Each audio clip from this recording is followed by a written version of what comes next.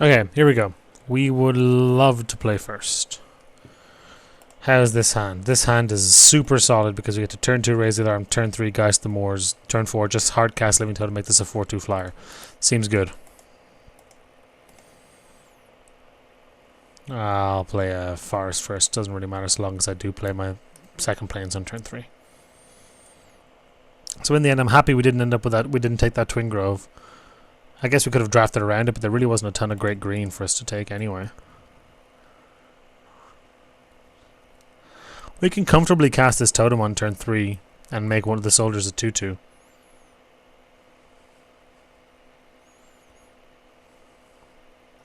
Now it's definitely not worth it. Now it's definitely just better to cast the Geist.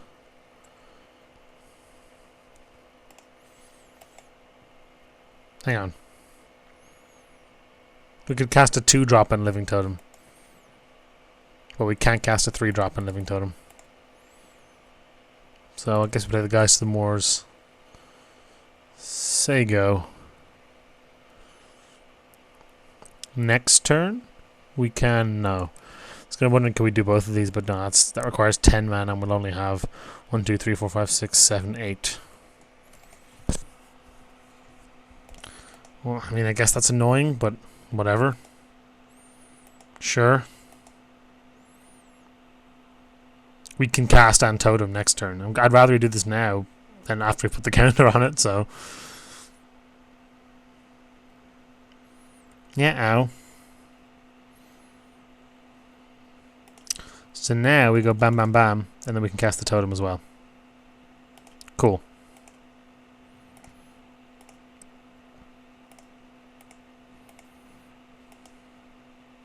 And the totem blocks both of these, which is very nice. Get to make you a 4/2 flyer. Say go. I would love to. Didn't get either of the uncommons for the deck, which is the Seraph and the Paragon, the White Paragon, obviously. Again, now, Into the Void would be annoying here, but that's an uncommon.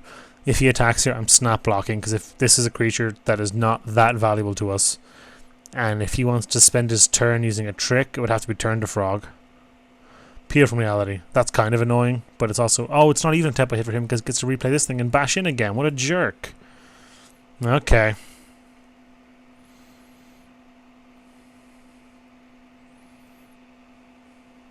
Yeah, ow. So we need to be aware of these now. He's got a million bounce spells, it would seem. Oh, you're going to help win us the game. So I play this land. If I play this guy, we can then also cast the golem. So let's do that. Golem very effectively blocks all of his stuff here. Next turn we can swing out with charge up. I think. I mean, I guess it depends on what he does here. If he leaves open a ton of mana, I'm not super happy about swinging out with charge up, because if he counters charge... actually, these attacks aren't that bad for us, because the only counters he could have are Dissipate or Statute of Denial, so... okay, you're a fine draw. What I'm going to do here is attack with these two. And see what he does. Could have Devouring Light to devour this. That would be annoying, but fine. Does it just take 7? Okay. In that case, I'm going to play this Reclamation Sage, which will have to target my Willforged Golem. I'm going to obviously choose to not use the ability. The reason I'm playing it is because it presents another body for Sanctified Charge, that's all. No. Pass. So we've got 1, 2, 3, 4, 5, 6... oh, what's he got here? He's got an end-step peel or something? Ingenuity. Okay, that's actually not going to help him too much, I don't think. Because we've got such a hefty attack force now. We've got 6 attackers, which presents an additional 12 damage, which is almost lethal off this alone, not counting any of the power. We will in fact be attacking for 12, 15, 17, 21, 23, 25 damage. And for the most part, anything that gets blocked will eat the thing that it blocks, or the thing that blocks it. So I don't see that combat going too badly for us. I also don't see his deck being capable of killing us on the backswing from 14 with just these two cards in play. That's actually not that good, because that is a delayed ability. So if we attack with everything here, he blocks this, he blocks this, he blocks this. He takes 5 in the air. 5 in the air. Plus, this would be an additional 6, which is not lethal. So, we play another living totem. I'm actually going to convoke out this living totem, I think, so we can leave up Titanic Growth. I'm going to tap like this Sage or something. Yeah. I'm going to put the counter on this Geist. Now, if the Geist gets in, it'll take him down to 9. And this being having 4 power next turn, and the additional body from the totem, should make the Sanctified Charge pretty comfortably lethal. You could have another Peel here. That's the only thing I can think. You could have Turn to Frog. In which case we can Giant Growth to kill the thing, whatever he blocks it with. Which is the only real argument for leaving off Titanic Growth, is if he has Turn to Frog. Fortunately, he'll also eat anything he blocks it with. If he blocks it with this thing, that's annoying, because he'll gain 5 life, but... Oh, stop with the friggin' Peel from Realities, dude. Now I'm annoyed I didn't convoke harder. Didn't consider the Peel. Okay. So he's mono Peel and Void Snare, which makes our totems a lot worse.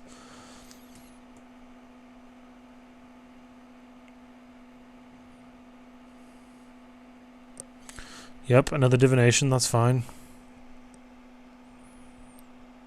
If we could just hit the... If we had 7 mana, we could do both of these, and that would easily be lethal. Oh, God. Ooh, that's going to be rough for him. So, we cast Geist. We cast Triplicate Spirits. I'm going to leave up that Titanic Growth just because I can. 1, 2, 3, 4, 5, 6. I guess I'll leave the Willforge Golem untapped with the Spirits. 1, 2, 3, 4, 5, 6. Triplicate Spirits. Okay. There's now no way this attack isn't lethal next turn.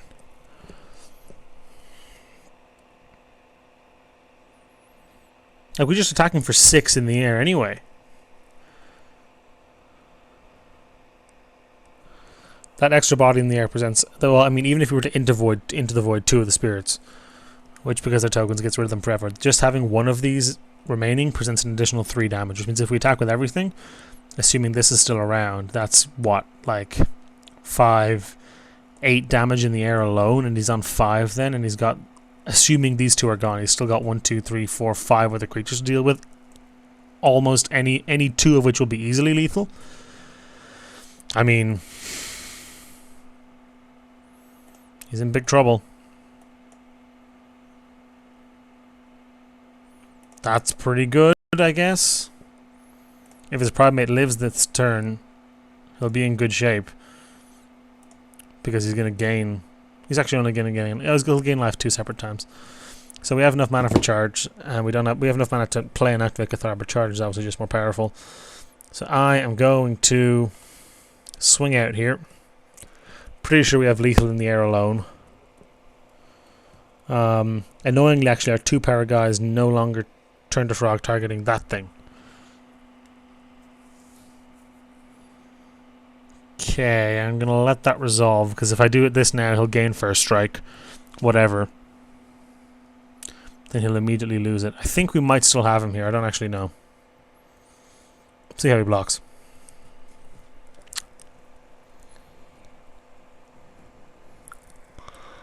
We're going to do pretty serious damage to his board no matter what. He might gain some life off the walls, but I don't see him surviving this combat, to be honest, because the spirits represent 9 damage alone in the air. Okay, so they'll be trading, which will shrink all of your walls, by the way. Yeah, he's dead. He's dead because these are triggered abilities and is not actual lifelink. Whoop! F6.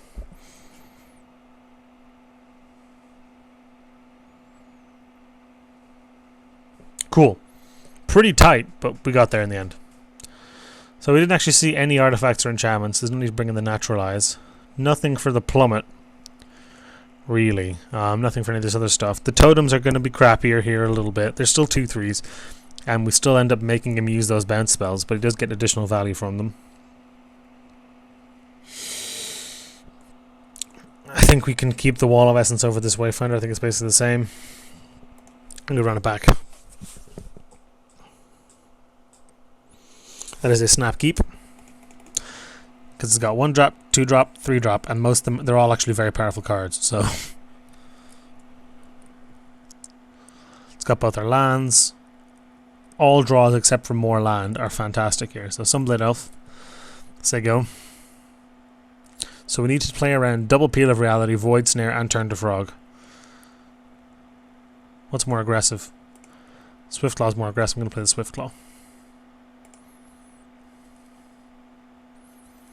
Because he didn't play anything there, I think Swiftclaw's a better play. He's definitely not going to be attacking us next turn, so the Wall of Essence isn't going to do anything. We're unlikely to be able to, you know, just straight bash through whatever he plays here. Wall of Frost, that's annoying. Okay, let's play the Geist. Start going over the top. Say go. Next turn play Wall and Runeclaw Bear. Turn after that we can start pumping with the Sunblade Elf. That Geist poses a pretty big problem for him. Okay, he could still have Turn to Frog here, which is worth noting.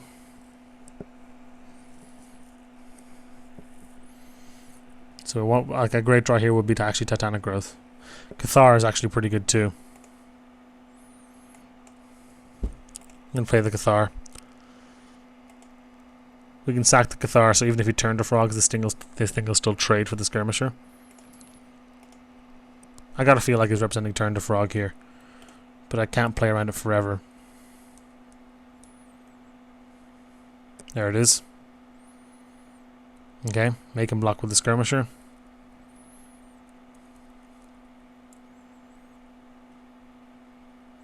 It's actually a 2 for 2.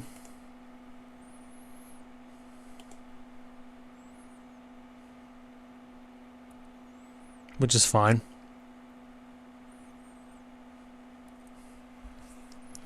It's annoying that we have to lose this though. Okay, our opponent blanked there. We can play Bear. And then on his turn, raise the alarm. Is he going to counter our Bear? That is just fine. I'm actually going to get in here. Make it so one of our guys isn't on tap. That's fine. He takes 2 damage.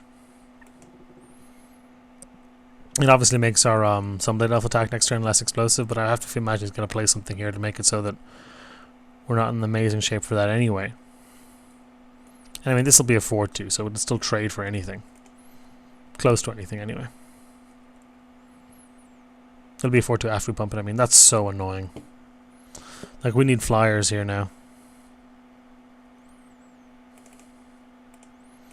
Opponent's running mono walls. Oh, you're actually quite good. You let us punch through either of those. I'm going to play this wall. The Wall of Essence is actually the bigger issue, to be perfectly honest. He'll gain 6 life, though, because he's going to block like this, I have to imagine.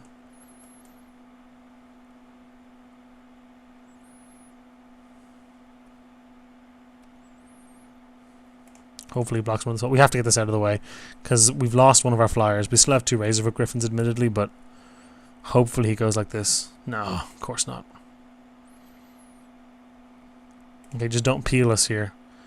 If you peel us, I'll be very annoyed.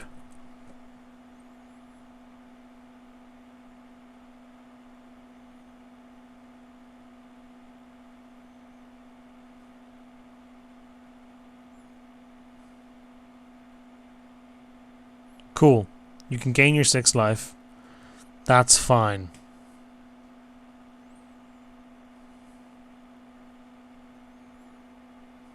What are you thinking about? Does he have peel? If he has peel, we're in terrible shape. Although not really. It doesn't actually change him because he doesn't gain his 6 life. He had peel, but he bends the Swift Claw. Oh, and obviously his Wall of Essence. Christ, no guy doesn't have Trample or anything. God. So now we just need to draw Griffins and Triplicate Spirits. Maybe this comes out because he's got so many friggin' peels. Perfect. Can we cast both? Yes, we can. Yep. Ding. Don't counter this. Alright, well, do counter this, actually. Yes. Beautiful. Freaking beautiful. Get the spirits out. We have the mana to pay for the pump with the Sunblade Elf. Awesome. They'll do 6 damage. That's a 3-turn clock. What do you got? Apparently nothing. He's only got 2 cards in hand, so there's no way we're not going for this. Sure. Worst you can do is bounce one of them. Doesn't really help that much.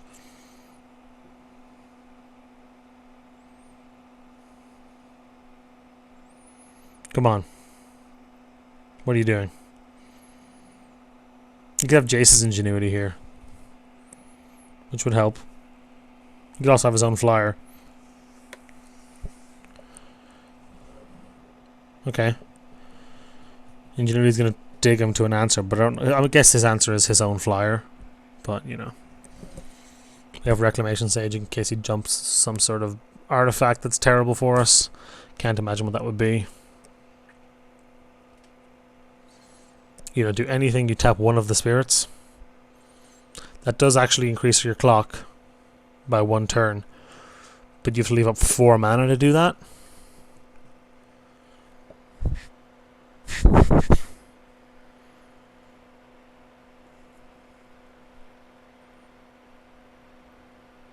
That doesn't change your clock too much, because it means you can't use the River Marshal this turn. Griffin's a good draw. We don't play it though, we just do the Spirit Plan again, hit him for 6, hit him down to 3, which makes them lethal next turn. Even if there's only 2 of them and he taps 1 down. And he gains a life off the Soulmender, which will still put him to 4, which makes 2 spirits lethal. The way he wins this is he gains a life off the Soulmender. Oh yeah, we win. Then we're going to say the way he... Well, I say win. The way he doesn't lose is he kills our Sunblade Elf. Or encrusts it. And then he'll also have enough mana to tap 1 of them. And he'll gain 1 life. But he'll still go tick 2, and then we can just play the Razor Griffin instead. But we got there in the end. Greenmark Convoke got there. So 1-0. On to the round 2. And we'll see you then.